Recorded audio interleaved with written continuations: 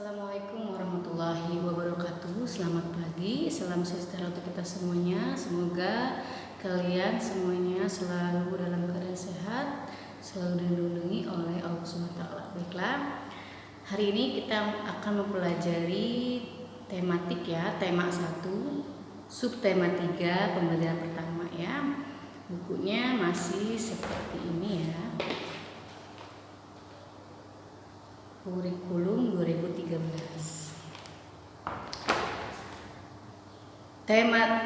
Subtema 3 yaitu tentang lingkungan dan manfaatnya. Coba kalian buka halaman 123.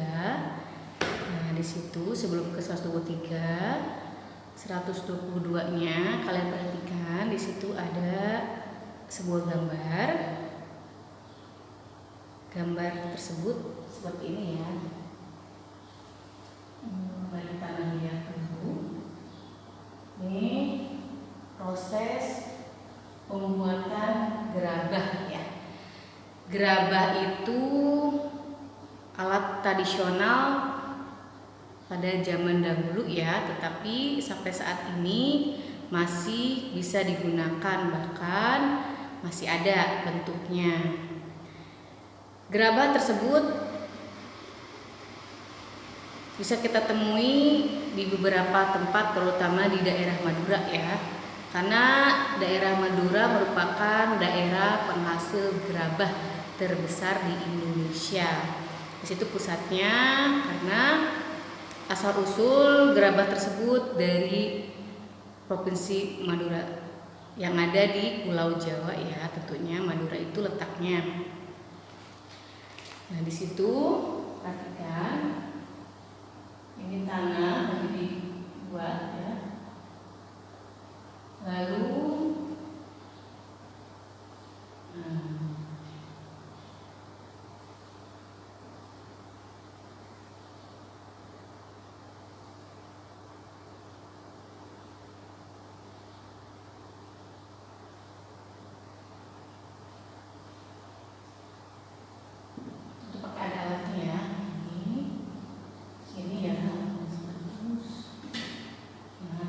prosesnya menjadi gerabah atau tembikar ya. Biasanya berbagai macam bentuk ya. Harga nilai jualnya pun tinggi juga ya saat ini.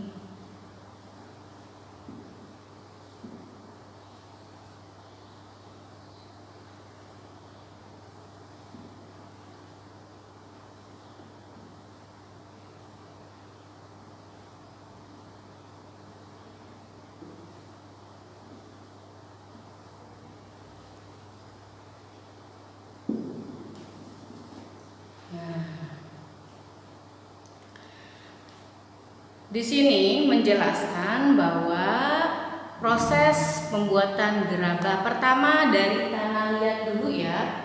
Tanah liat yang sudah dibakar tentunya. Lalu setelah itu tanah liat tersebut pun bisa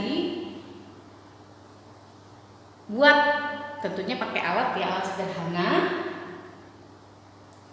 Lalu setelah itu kita buat dan hasilnya seperti ini. Banyak dijumpai kok di jalan-jalan. Kalau kalian mungkin melihat di toko atik atau di toko rumah sebelah, mungkin yang pasti terbuat dari tanah liat.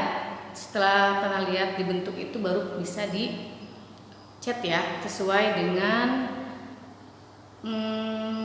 warna yang disukai. Misalnya kebanyakan di jalan itu biasanya warna coklat atau keemasan ya, kuning keemasan di catnya ya.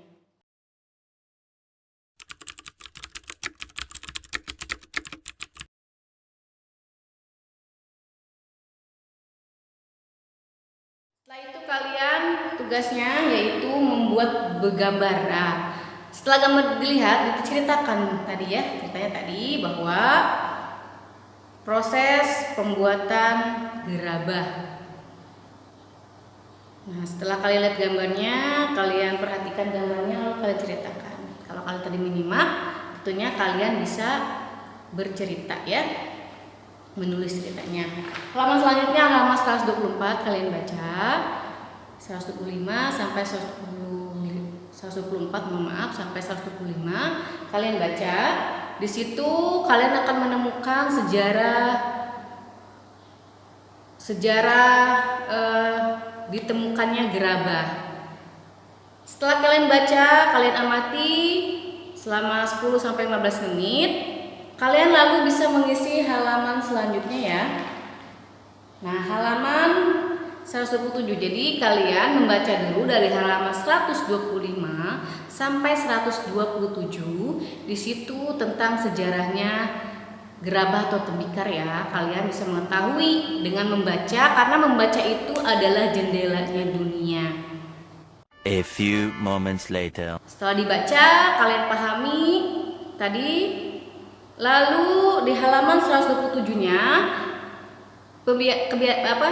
tugasnya yaitu mengisi halaman 127 tentang ide pokok. Sebelum mengisi ide pokok, tentunya tadi yang kalian udah baca, kalian bisa mengambil ide pokok paragraf pertama itu apa. Diingatkan kembali bahwa ide pokok itu baris pertama dari sebuah paragraf.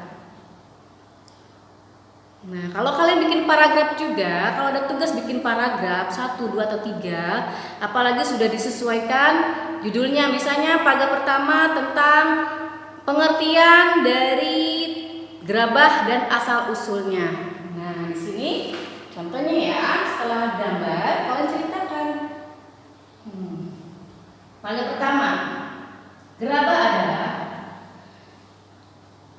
paragraf awal kalimat tentunya memakai huruf kapital ya. Gerabah adalah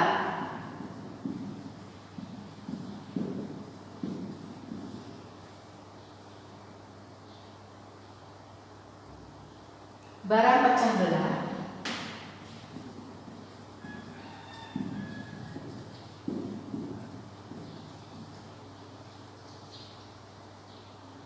dari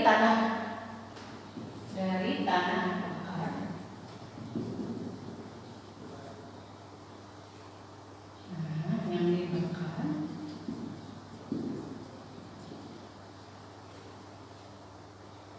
yang dibuat secara tradisional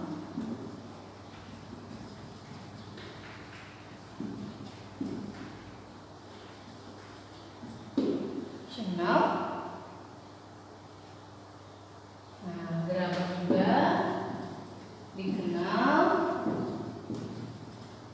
dengan sebutan tembikar ya.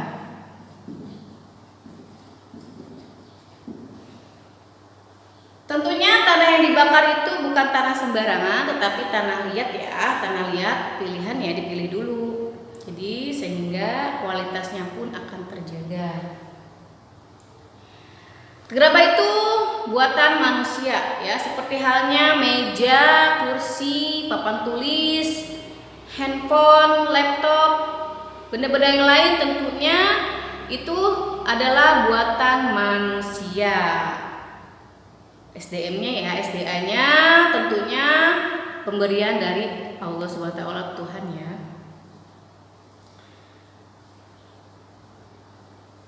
Asal usulnya itu dia salah satu warisan budaya ya, warisan budaya. Asal usulnya yaitu hasil dari budaya. Karena zaman dahulu tentunya asal usulnya zaman dahulu belum ada teknologi yang begitu pesat seperti saat ini ya. Alat-alatnya sederhana. Jadi fungsinya sebagai fungsi gerabah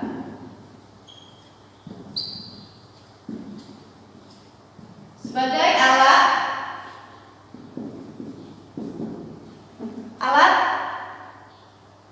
peralatan perkakas rumah tangga ya, alat atau peralatan atau perkakas rumah tangga ya. Ya, contohnya misalnya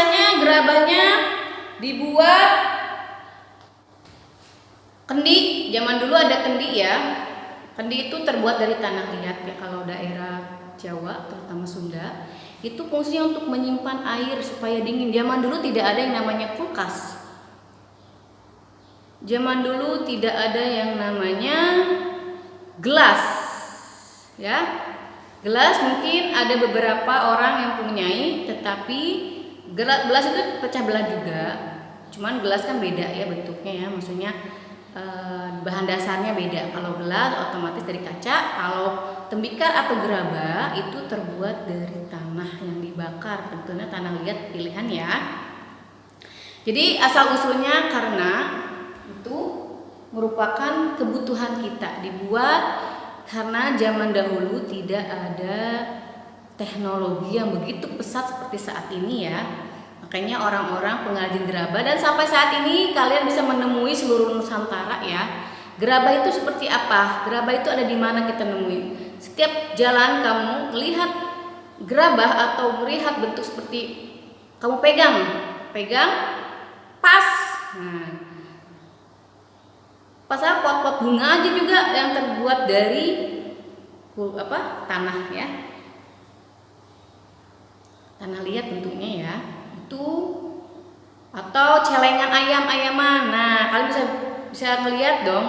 Nah, itu termasuk gerabah ya, tembikar atau alat perkakas tradisional yang sampai saat ini masih ada di Indonesia. Bahkan di sini impor ke luar negeri ya. Harganya tentu beda. Setelah kita membuat suatu barang yang antik, biasanya nilai jualnya pun akan mahal ya, apalagi ke luar negeri tentunya ya.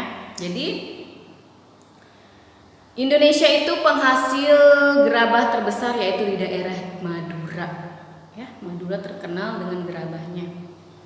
Ini contoh peragam pertama ya. Nah, agak ke dalam.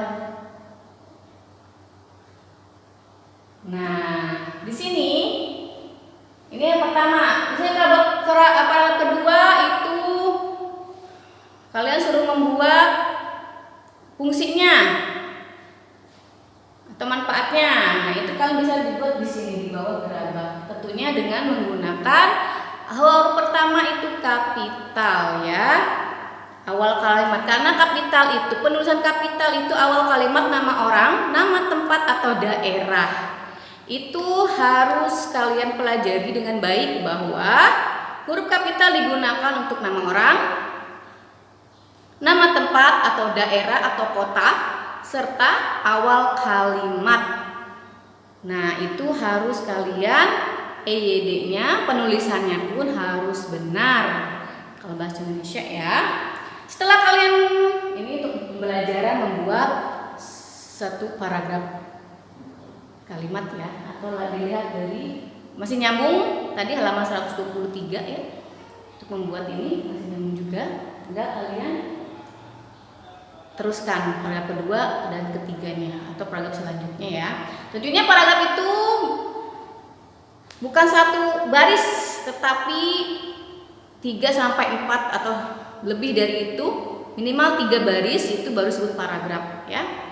Jadi kalian harus belajar benar-benar nih cara penulisan itu seperti ini ya. Awal kalimatnya hurufnya kapital, lalu baris keduanya tidak sejajar dengan garis pertama. Hanya baris pertama aja yang agak masuk satu ruas jari ini ya. Ruas jari ini kalian membuat ya. Sekarang kita bahas halaman 127. Setelah kalian membacanya, tentunya kalian bisa mengisi. Nah, kalau tadi yang ibu buat, paragraf pertama itu apa? Ide pokoknya itu, gerabah adalah barang pecah belah dari tanah yang dibakar yang dibuat secara tradisional. Nah, sampai titik ini itu merupakan ide pokok paragraf pertama. Nah, kalau di buku kalian tentunya ada beberapa paragraf, ada 11 paragraf. Kalian ambil setiap paragraf. Di awal baris paragraf pertama itu merupakan ide pokok. Ya, halaman 100 sampai 128. Nanti kalian isi ya. Halaman 129. Nah, Di situ membuat sebuah paragraf sama seperti ini. Ya, setelah di pokok nih, di pokoknya kalau di sini di pokok udah kelihatan, lalu kalian kembangkan. Misalnya di sini tanah liat banyak kegunaan. Nah, tanah liat banyak kegunaannya yaitu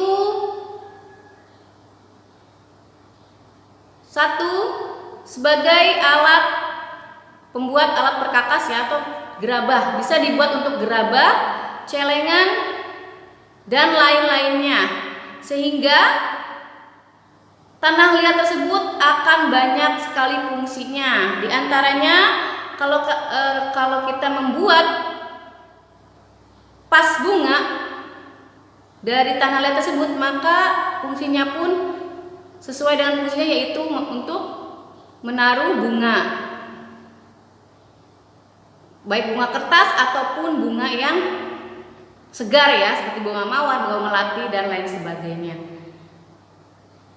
Itu contoh tanah liat banyak kegunaannya. Celengan, membuat celengan, tanah liat kegunaannya banyak sekali. Yang kedua, tanah misalnya membuat celengan ayam-ayaman atau celengan sederhana. Fungsinya yaitu sebagai menyimpan uang recehan atau sebagai menyimpan uang secara tradisional, yaitu di celengan supaya tidak hilang ataupun habis ya. Karena fungsi dari menabung yaitu untuk menyimpan uang supaya ketika kita butuh bisa digunakan ya, tidak melatih kita untuk tidak boros juga. Seperti itu ya. Proses pembuatan gerabah dari tanah liat. Nah, untuk kedua, ketiga, dan selanjutnya ya, misalnya di sini ide pokok yang keduanya, proses pembuatan gerabah dari tanah liat, yaitu pertama, menyiapkan tanah liat tersebut, tanah liat yang sudah dibakar tentunya. Langkah keduanya yaitu menyiapkan alat-alatnya dan membentuk barang yang akan atau benda yang akan kita buat. Misalnya kita akan membuat sebuah gelas. Nah, tentunya kedua kita bentuk gelas, lalu proses ketiganya menyempurnakan bentukan tersebut sehingga bentuk tersebut menjadi sebuah gelas sesuai dengan apa yang kita inginkan ya, itu ya. Lalu ketiga, macam-macam peralatan yang terbuat dari tanah liat. Nah, macam-macamnya yaitu macam-macam. Ini misalnya pertama tadi ya, macam-macam di sini ya, macam-macam yang lebih besar ya, macam-macam peralatan yang terbuat dari tanah liat, yaitu tadi sebutin celengan ayam ya, terus pas bunga, kendi, dan lain sebagainya. Tentunya kalian bisa lihat di sekitar atau di dalam rumah kalian ada nggak yang terbuat dari tanah liat. Nah, itu merupakan hasil dari pembuatan gerabah ya, tukang gerabah tersebut ya, yang ibu kalian beli mungkin ya, atau misalnya bisa membuat sendiri, silahkan praktek di rumah ya masing-masing. Pengrajin namanya ya, kalau kita sebut profesi penghasil gerabah disebutnya apa Bu? Yaitu pengrajin gerabah disebutnya ya. Kalau misalnya guru, tenaga pendidik itu guru, yang ngajar di sekolah namanya apa Bu? Guru, yaitu profesi. Yang mengendarai mobil Bu, itu namanya sopir ya, atau supir ya. Yang mengobati orang sakit Bu, nama profesinya apa? Ya, dokter, suster ataupun bidan, itu merupakan profesi ya. Dan ini pengrajin gerabah yaitu profesinya sebagai penghasil gerabah, pembuat gerabah-gerabah yang ada di Indonesia ini. Tentunya mungkin di rumah kalian juga ada ya, punya salah satu mungkin ya, ataupun ada yang misalnya pengkoleksi. Nah, mungkin ada juga yang sebagian dari kalian mempunyai, karena ini merupakan warisan budaya kita ya, budaya Indonesia yang sampai saat ini masih bertahan dan banyak kegunaannya juga. Setelah kalian pelajari, nanti kalian isi tugas-tugasnya ya. Dan kalaupun udah diisi, tidak mengerti, kalian simak dari awal video ini. Sekian video dari Ibu materi hari ini. Sekian materi yang Ibu dapat sampaikan. Tentunya tidak lupa Ibu selalu mengingatkan sama kalian untuk selalu menjaga kesehatan, menjaga kebersihan, dan jangan lupa memakai masker ketika kita keluar rumah. Sekian materi yang Ibu berikan. Assalamualaikum warahmatullahi wabarakatuh.